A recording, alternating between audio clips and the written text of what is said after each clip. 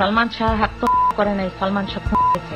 1996 সালের 6 সেপ্টেম্বর সকালে রাজধানীর নিউ ইস্কাটন গার্ডেনের ভাড়া বাসা থেকে উদ্ধার করা হয় ঢাকাই সিনেমার জনপ্রিয় নায়ক চৌধুরী মোহাম্মদ শাহরিয়ার ইমন ওরফে সালমান শাহর মৃতদেহ।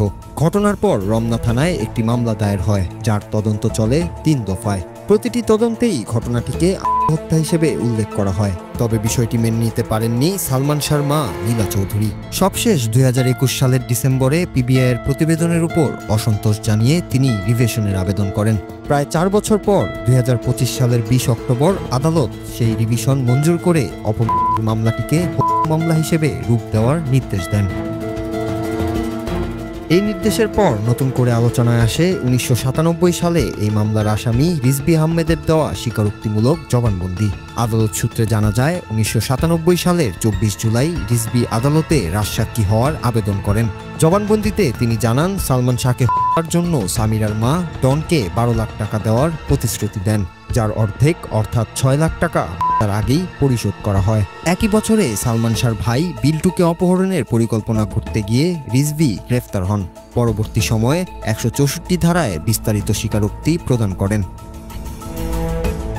সেই জবানবন্দিতে উঠে আসে এক ভয়াবহ পরিকল্পনার চিত্র। রিজভীর ভাষ্যমতে 1996 সালের 5 সেপ্টেম্বর গুলিস্তানের একটি বারে ডন, ডেভিড, ফারুক, জাবেদ সহ একটি দল হত্যার পরিকল্পনা করে।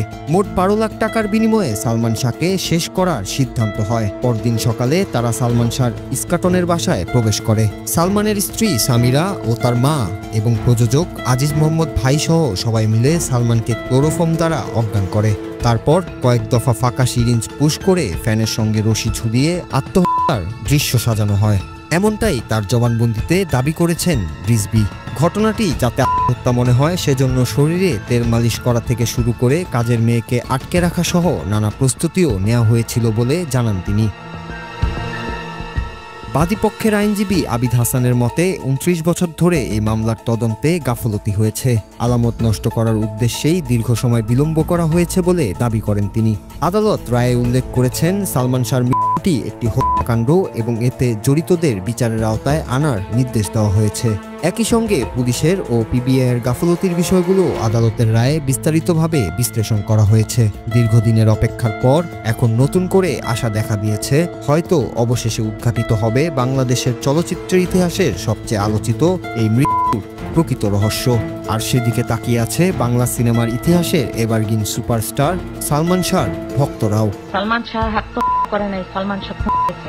আমি রুবি এখানে ভেগে আছি, আমি ভেগে আছি। এই কেস যেন না শেষ হয়, আমি যেভাবে পারি আমি যেন ঠিক মতো যেন আমি সাক্ষী দিতে পারি।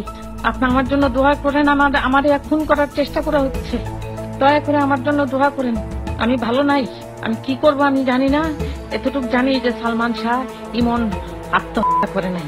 ইমনের সামিরা, আমার হাজবেন্ড ও সামিরার সমস্ত ফ্যামিলি সবাই মিলে খুন করছে। প্লিজ দয়া করে কিছু করেন। Noor Raju, Bangla TV news desk.